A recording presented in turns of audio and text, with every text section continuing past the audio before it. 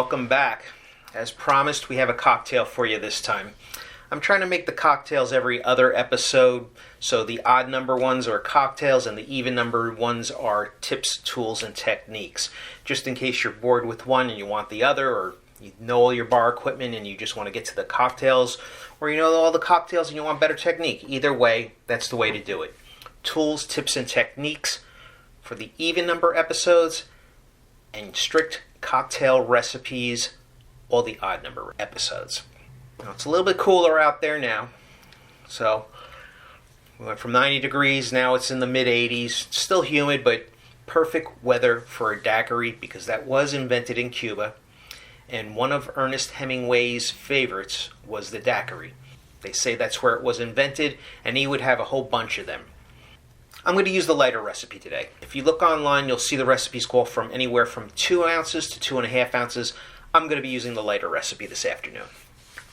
So with this, there's really 3 ingredients. That's your lime, simple syrup, and rum. The rum obviously is very important because that's what's going to give it the most flavor.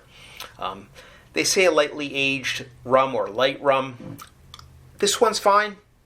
I don't think I care for it in this cocktail.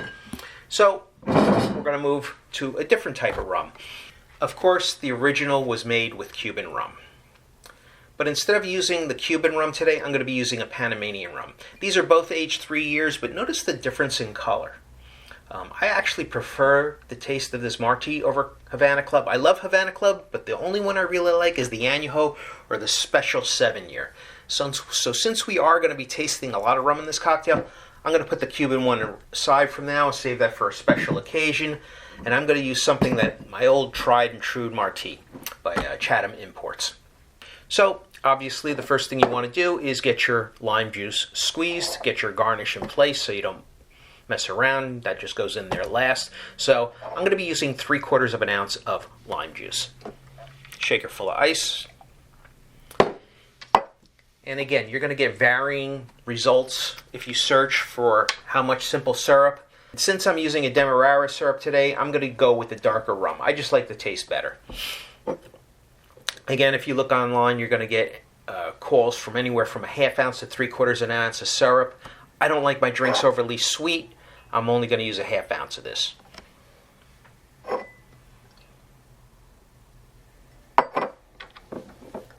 And of course, last but not least, the star of the show, the rum. And I am going to be using 2 ounces of this.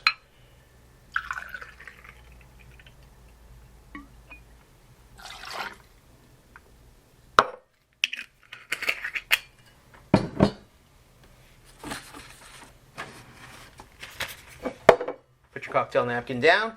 Put your clean glass down. This typically would be better if it was in the freezer for a little while, but I was setting up for the show and it's been out for a few minutes already, so you can see it's not as cold as it was. So just shake.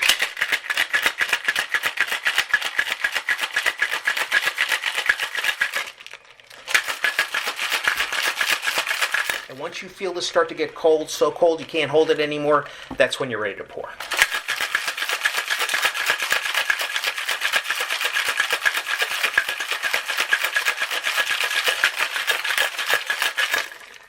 Now we're there.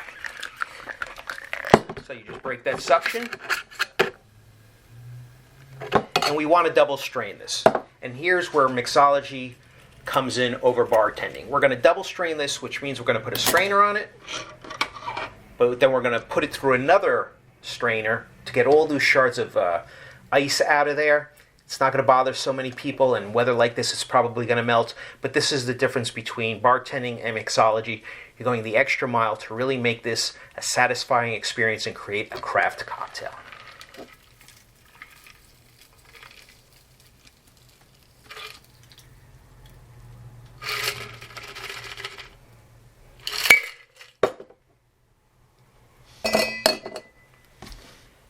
Garnish.